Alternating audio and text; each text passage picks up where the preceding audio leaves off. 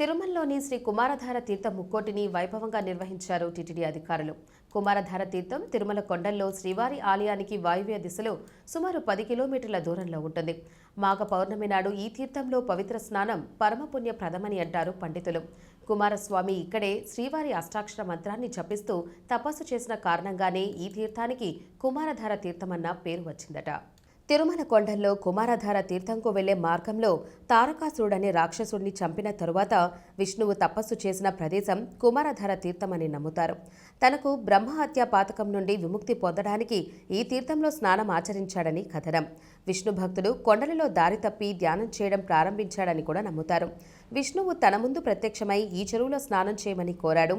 ఈ పవిత్ర తీర్థంలో స్నానం చేసిన మనిషిని 16 ఏళ్లు బాలుడుగా మార్చింది కనుక దీనిని కుమార తీర్థం అని పిలువబడిందని పురాణాలు చెబుతున్నాయి. అందుకే ఈ తీర్థంలో స్నానం ఆచరిస్తే సకల పాపాలు తొలగుతాయని భక్తుల విశ్వాసం. తీర్థ ముక్కోటికి విచ్చేసే భక్తులకు ఎలాంటి అసౌకర్యం కలగకుండా టీటీడీ విస్తృత ఏర్పాట్లు చేసింది. భక్తులను ఉదయం 6 గంటల నుండి తీర్థానికి అనుమతించారు. కుమారధార తీర్థం ముక్కోటికి వెళ్లే భక్తులకు కుమారధార డ్యాం వద్ద అన్నప్రసాదం మరియు తాగునీరు అందిస్తున్నారు. వైద్య సదుపాయం ఏర్పాటు చేశారు. భక్తుల భద్రతను పర్యవేక్షించేందుకు కుమారధార తీర్థం వరకు దాదాపు 300 మంది విజిలెన్స్, పోలీస్, ఫారెస్ట్ సిబ్బంది కేటాయించారు. గుండె సంబంధిత వ్యాధులు, ఆస్తమా, స్థూలకాయం, రక్తపోటు ఉన్న భక్తులు మరియు వృద్ధులు ట్రెక్కింగ్ చేయవద్దని మనవి.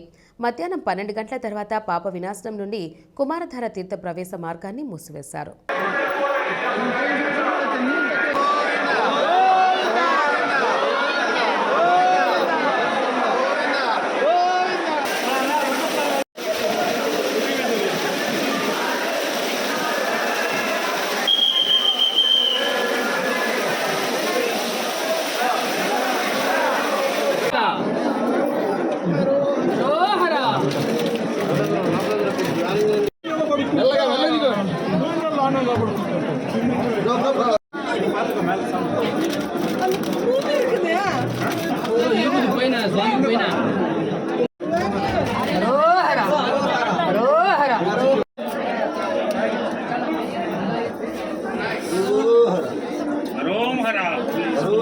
स्वामी